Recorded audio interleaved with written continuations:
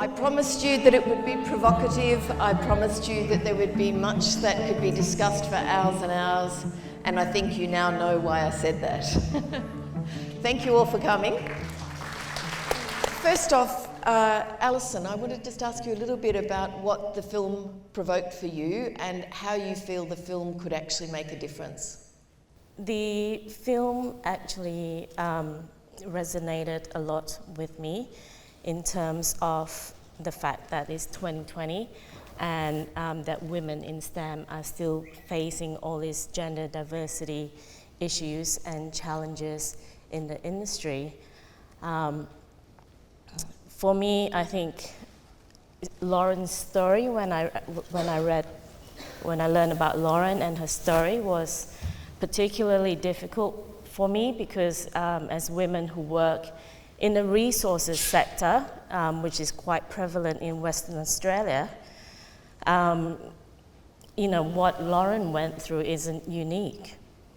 And I think as a prerogative, the number one right that every woman has when they go to work every day is to feel physically safe and mentally safe when they turn up for their job.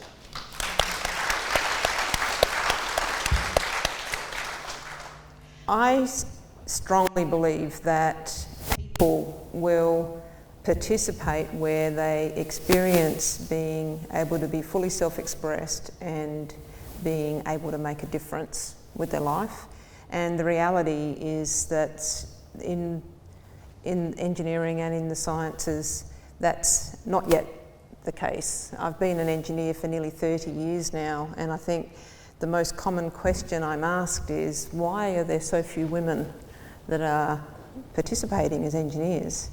The answer is often with the places we look is we just need to make science and maths more available to girls at school.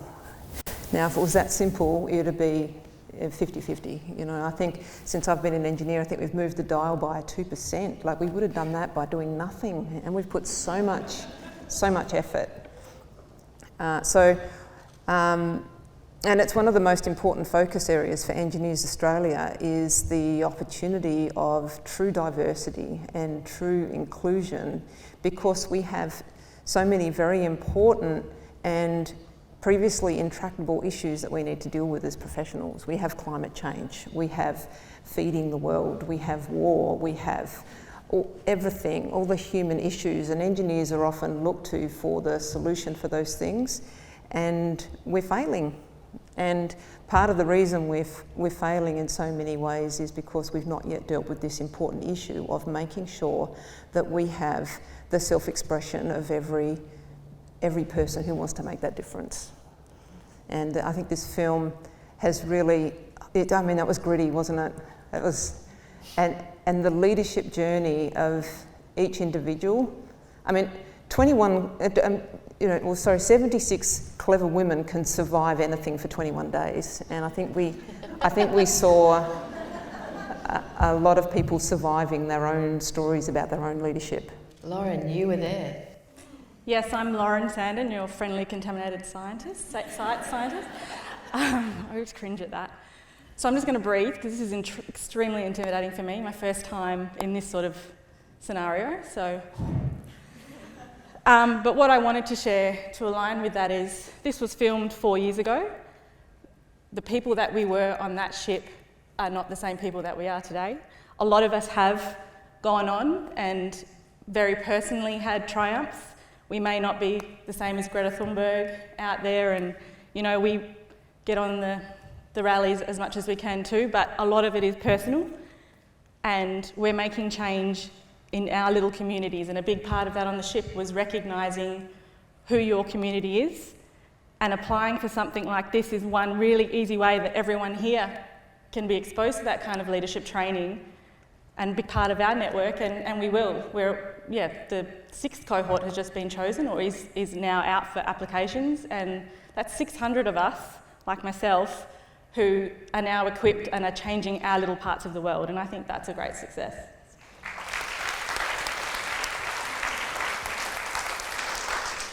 Some of the moments that struck me in the film the most were the absolute joy that the individual scientists had speaking about their area of expertise, the thing that they're passionate about. I don't know about you, but some of those faces and some of the moments were just quite spectacular. Did you get to enjoy that with other people as well? Even though you were going through a tough time, did you get to see some of the other women's areas of specialisation and passion? On the ship? So the speeches that we were doing that you saw a couple of was called Symposium at the Sea, and it was where we were given the opportunity to do a 3-minute speech on whatever we wanted. So a lot of people naturally fell to their background, so that was really interesting. Unfortunately, that was probably the biggest part of science on the trip, and it was then one of the biggest bits of feedback we gave was there needs to be more science. We are scientists and engineers, and it's not just scientists and engineers, there were women in medicine, women in mathematics as well, so yeah, it was really cool. But a lot of the time, most of us were fighting a very evil fear of not meant to be there, so that, like I myself, my biggest regret was that I didn't represent myself, my true self on the ship. I mean, I even spoke about it, but that was different. I came back from that trip hating that I didn't just be more outgoing, have more conversations, talk to more people, but you're there with all of these extremely talented women and you're just this 30-something consultant. Why the hell are you there? So, but now I understand why I was there, and yeah, we're still a very close network. One of the points made in the film quite clearly too was that men can't be what they can't see as well, and the significance of men being role models for other men in calling out behaviour or finding a way in which to speak out in a situation that's awkward. Many people of different diverse backgrounds know that experience of finding it difficult to actually speak out or being in an environment where it's not safe to do so. I wondered if any of you would like to talk about that a moment. Yeah. I love it that you asked that. I think it's, I've looked around tonight and had a look at the number of men that are here, and this is probably preaching to the converted, I expect. Leadership in industry or leadership anywhere in life is, it's a courageous journey. And like, I often think of my husband. I married a man with 4 teenage daughters, and you'll never find someone who's not more for the leadership of women. It's so important to him, and his own journey with, you know, who does he need to be, like, because he wants to look after them, he wants to make sure that no one could ever threaten them, and I think it's something that we all need to be in together. This is not a woman's journey, this is not a man's journey, this is a journey of humanity if we're really interested in having every kind of self-expression available, so that every kind of participation is available and that people experience living their lives fully, free of any risk of minimisation or ridicule or anything that will get in the way of that. Allison, can you tell us a little bit about WISE and what the 4 pillars of it are? Absolutely. So I founded WISE back in 2016, and it was when I had come back from working overseas, and I had to deal with some particularly challenging issues with sexual harassment in the industry, which was dealt in a way that I thought was incorrect. Unfortunately, I didn't have any influence on it. So from that, I founded WISE out of pure rage and pure anger. And the 4 pillars that WISE works to is that we have to attract women into the STEM profession. When we get them there, we have to make sure that we retain them in the profession. And we do that by developing them, and then we do that by promoting their achievements so that we have role models in the higher management technical arena that can serve as role models for the younger engineers that come and the scientists that come, after us. For anyone in the room who was maybe wondering how you could initiate a discussion, it really is as simple as starting a conversation. No one's going to start it, you have to start it. And that's another big learning that I had, and that is how I got a lot going through my organisation. They made the space for me and said if I wanted to speak that I could. So I initiated a women's group within our organisation where we had a safe place to speak, and we'd just meet once a month and we'd talk, and that was all it was. And the stories that came out of that, while challenging, also just talking about it is extremely therapeutic. And then again, for anyone in the mining industry, you're always reporting, you're always told you have to report a paper cut or if you trip over.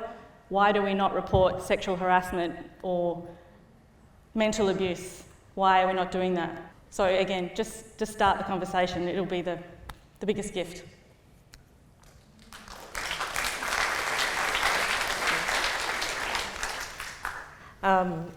My own journey with WISE wasn't too dissimilar to what was Homeward Bound, where in my first year I made a hell lot of mistakes.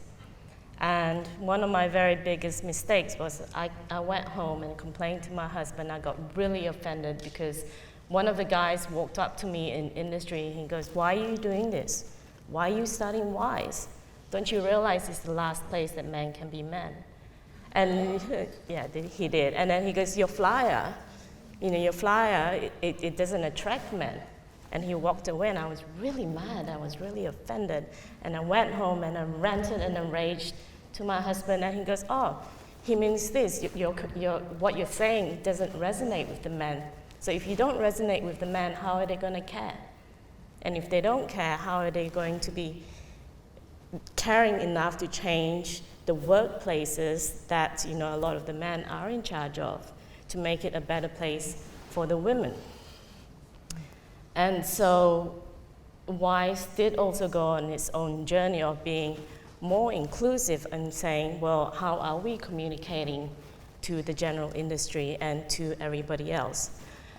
So one of the big projects we're working on this year, and hopefully we're targeting a release in March 2021, is we're coming up with a communications package, and it's going to be called the Gender Inclusive Way of Working, that will help men understand what the women in the industry are feeling when they go on site as the only women who are working there, and how they can actually help us feel a little bit safer and a little bit more included in the workplace.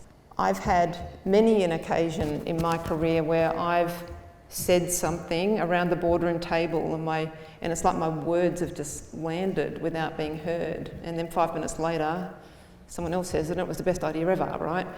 Now, imagine a world where that was impossible because of the fabric and the network of conversations around what makes us human, what has us breed and bring people to life. Imagine a world where being a primary child carer was recognised as not only a valid skill set for being able to lead corporations, but like a sought after, looked for, that your role in bringing up your children was part of the corporate fabric of our society.